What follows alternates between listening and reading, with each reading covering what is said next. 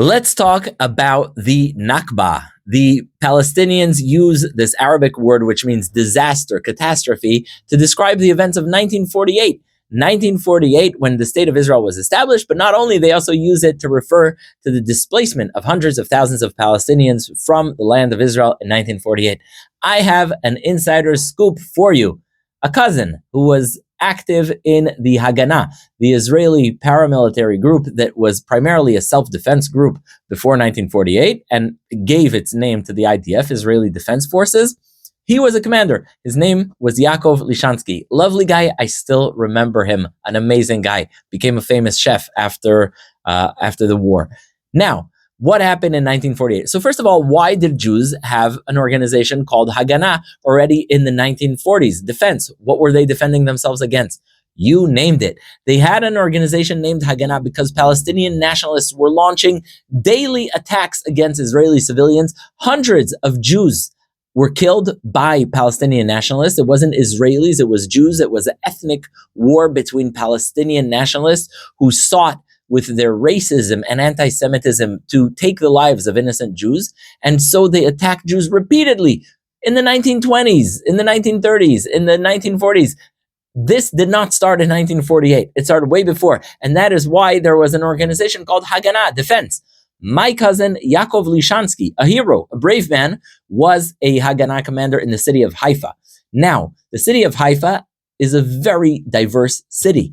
It's a city that has Muslims, Jews, Christians, Baha'i, Buddhists, you name it, it's in Haifa. To this day, Haifa is a very, very diverse city. However, before 1948, every Palestinian person who knows what they're talking about will tell you it was a focal point of the conflict because there were indeed many Palestinians living there. And so he comes around to his neighbors, to his Palestinian neighbors, and he says, folks, stay, don't leave. There will be a Jewish state, but live with us in peace. Meanwhile, they listen on the radio to the Palestinian nationalist preachers and the Palestinian nationalists leaders, and they say, guys, leave the country for a few weeks. We're going to clear the place up. We're going to annihilate the Jewish population and then come back and take the houses of your Jewish neighbors. Yeah, that's what they were told.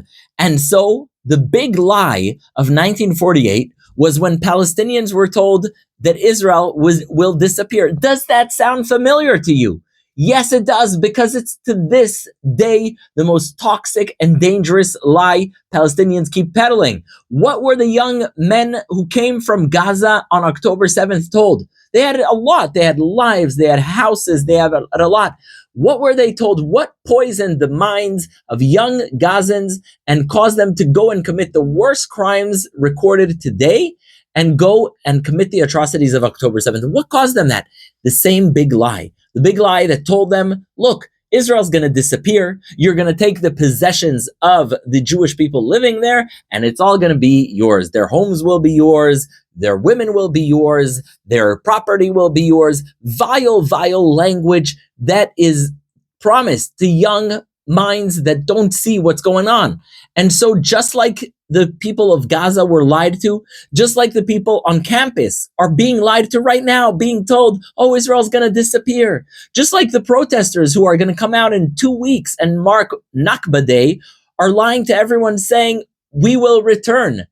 Just like the students on college campuses are being lied to, told Israel's going to disappear, so too in 1948, young Palestinian minds were poisoned. They were told, oh, go away for a few weeks and you can come back and take all the possessions of your neighbors. Now, my cousin knew what he was talking about and sought peace. He wanted to live in peace and coexistence with his Palestinian neighbors. And so he went around in his capacity as Haganah commander, sent by David Ben-Gurion, the Haganah, he's in charge of it all. And he tells his neighbors, folks, don't go anywhere. Do not go anywhere. We're going to live in peace. There will be a Jewish state, but you're going to be equal citizens because that's what Palestinians get when they come to Israel. They are equal citizens. They didn't listen. They went to Lebanon. They went to Syria. They went to Egypt. And they were lied to. The war was a deadly war. Thousands of Israelis died, and the war was won. And the people who left were mistreated in Lebanon, in Syria. And of course, Israel would not take them back in, because why would you take back in a population that declared that they are bent on your destruction with no recognition for peace whatsoever, no recognition of your right to life? And they left. And they were treated and are treated to this day as second-class citizens. You ever hear of Palestinian refugee camps in Lebanon, in Syria? They exist. Google it.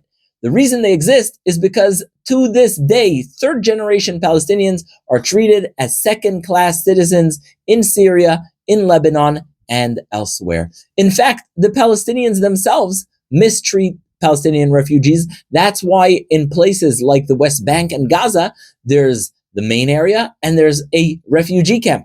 Why is there a refugee camp 77 years later? Because Palestinians treat refugees of 1948 like second-class citizens. And so when you hear people talk about the Nakba and talk about a catastrophe, they're right in the sense that it is a catastrophe, but it was inflicted by the Palestinian leadership, Palestinian nationalists, by the Syrians, by the Jordanians, by the Egyptians, and by those who to this day peddle the big lie, telling people, you know what, Israel's going to disappear. It won't. It will not. And if you want to help the Palestinians, if you seek their best interests, you know what you should do? You need to say, accept peace, recognize Israel, and commit to living side by side in peace. So my hope is that in the future, there's no Nakba Day, because the Palestinians stop propagating this big lie and because they choose peace rather than war.